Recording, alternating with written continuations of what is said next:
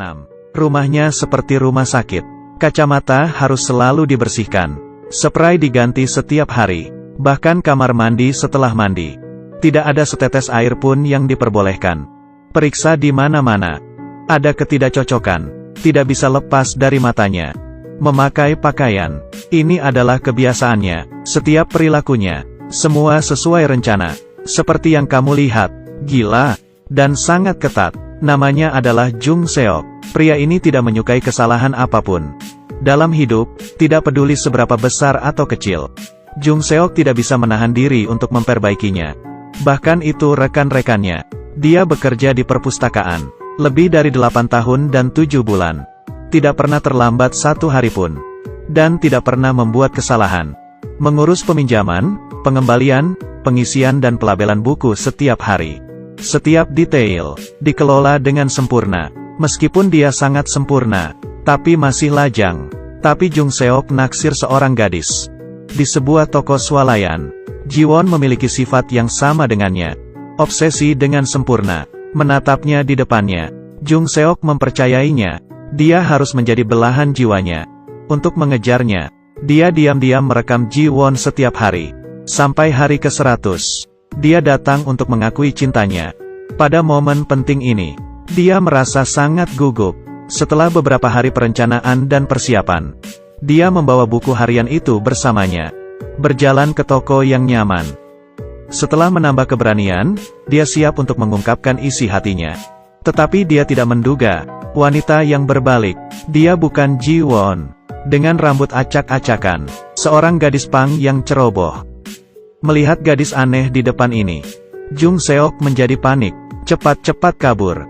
Selama situasi canggung ini, dia lupa untuk mengambil kembali buku harian itu. Dia kembali ke perpustakaan. Dia merasa sedih.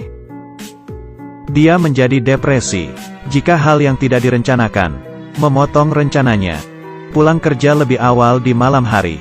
Jung Seok pergi mencari gadis yang dia temui di pagi hari. Setelah banyak bertanya, dia datang ke bar. Jiwon sedang bernyanyi di panggung. Tapi lingkungan bar yang berantakan dan kotor ini membuatnya ketakutan setengah mati. Tapi kemudian dia mendengarkan lagu yang sudah dikenalnya. Jung Seok tercengang. Apa yang tidak dia harapkan adalah Jiwon telah membaca buku hariannya dan menciptakan lagu itu. Pada saat ini, Jung Seok menjadi sangat malu dan marah. Setelah itu, Jiwon lari meminta maaf. Jung Seok akhirnya memiliki kesempatan untuk menyendiri dengan orang yang disukainya. Dia pikir itu. Tapi siapa yang tahu, kata-kata gadis itu suka menamparkan wajahnya. Saya membenci ini. Jung Seok, kamu harus pergi ke rumah sakit untuk pemeriksaan. Jiwon sebenarnya menderita obsesi kebersihannya. Itu selalu menyebabkan masalahnya. Dia tidak bisa makan bersama keluarganya. Cuci tangan sampai kulit mengelupas. Sulit mendapatkan teman. Dia membenci hidup seperti ini. Dia pergi meninggalkannya. Dan apa yang harus dilakukan Jung Seok? Tapi kemudian dia terjerat oleh Sojung. Dia ingin Jung Seok bergabung dengan band musiknya. Tapi bagaimana Jung Seok ini bisa setuju? Hidup normal sudah cukup baginya. Jadi dia langsung menolak tawaran Sojung. Memikirkan kata-kata Jiwon lagi. Tuan Jung Seok, tolong pergi ke rumah sakit untuk pemeriksaan. Tetapi kenyataannya, Jung Seok datang ke klub konsultan di rumah sakit. Dia ingin mencari nasihat. Anggota klub ini semuanya aneh. Gadis ini selalu memakai jas hujan. Saya sangat takut dengan kotoran burung. Dan pria ini selalu memakai kaos Mickey berwarna pink. Jika ada yang menatapku, saya akan membunuhnya. Dan bibi ini yang selalu menangis ketika dia tidak menyetujui sesuatu. Setelah melihat mereka, Jung Seok kemudian menyadari, kebiasaan kebersihannya tidak ada bandingannya. Saat dia akan pergi, pria merah jambu itu tiba-tiba datang dan memeluknya erat-erat. Jung Seok terjepit di lengannya.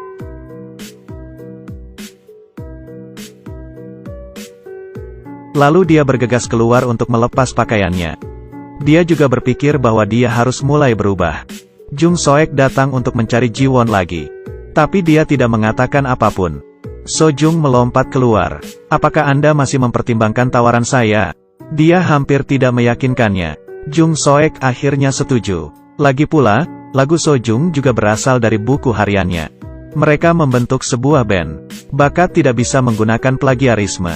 Setelah konfirmasi, Jung Soek pun membuat kondisinya sendiri.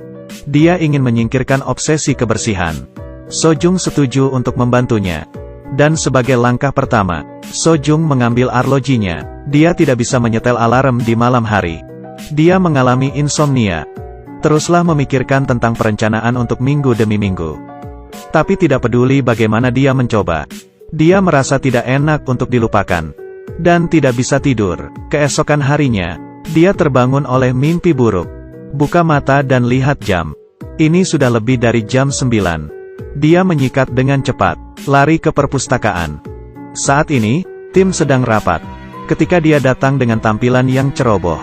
Rekan-rekannya memuji dia. Setelah 8 tahun, akhirnya Jung Soek seperti orang normal untuk pertama kalinya.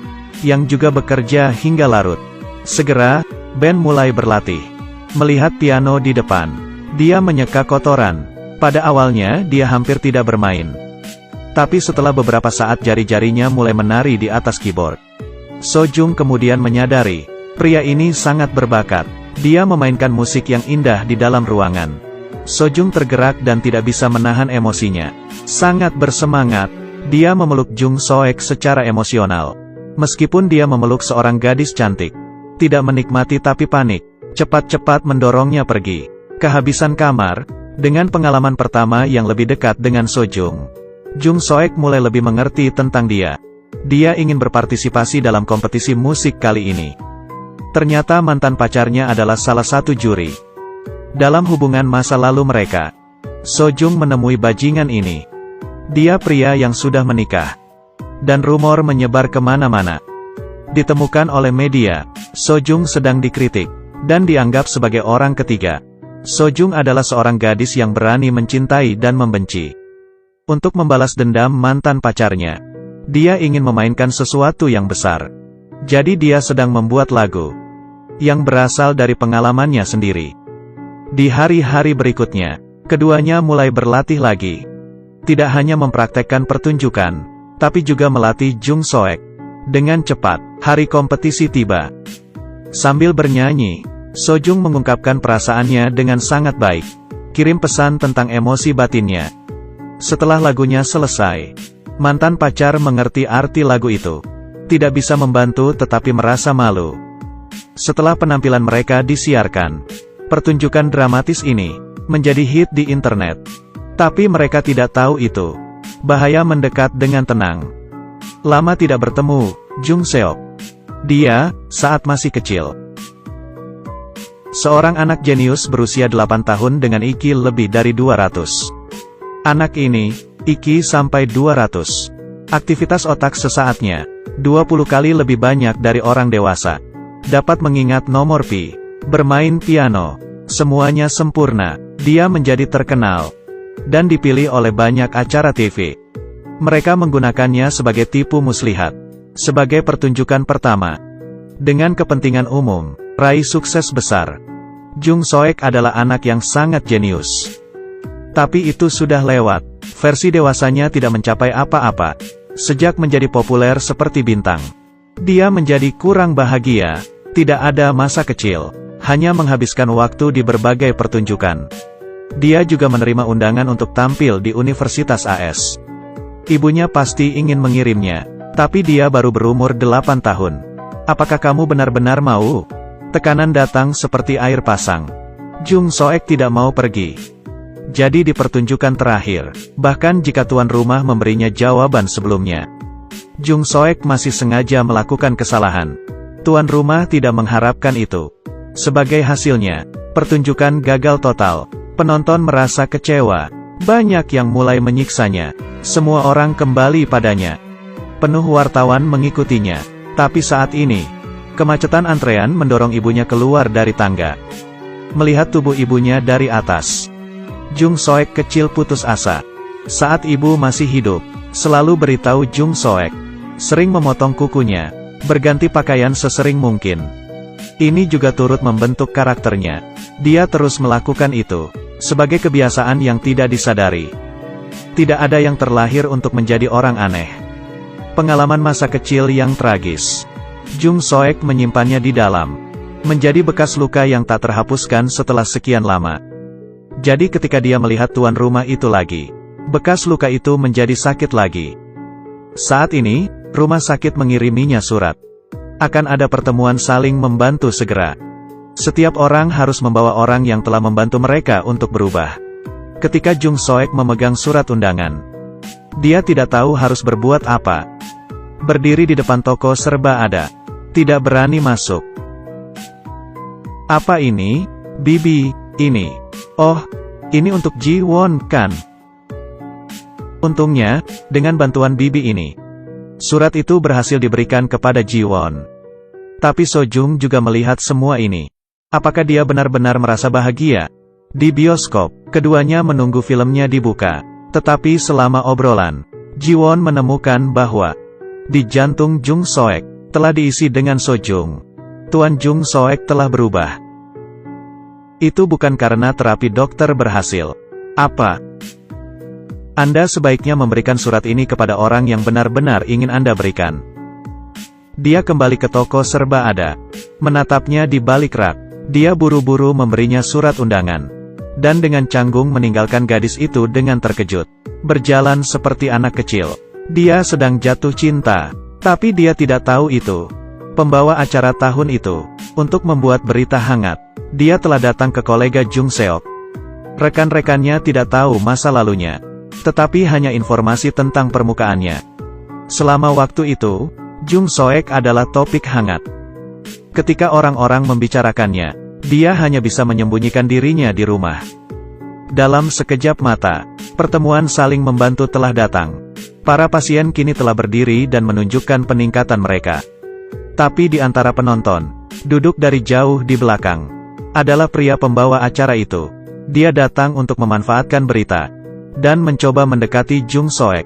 Jung Soek segera naik ke panggung untuk berbicara. Dia hanya mencurahkan rasa sakit, keluhan, keengganan, dan ketidakberdayaannya. Dia selalu harus berakting. Tapi dia sekarang, setelah beberapa tahun, ini adalah waktu yang paling menyenangkan yang pernah dia rasakan. Gadis itu telah membantu menyembuhkan bekas lukanya.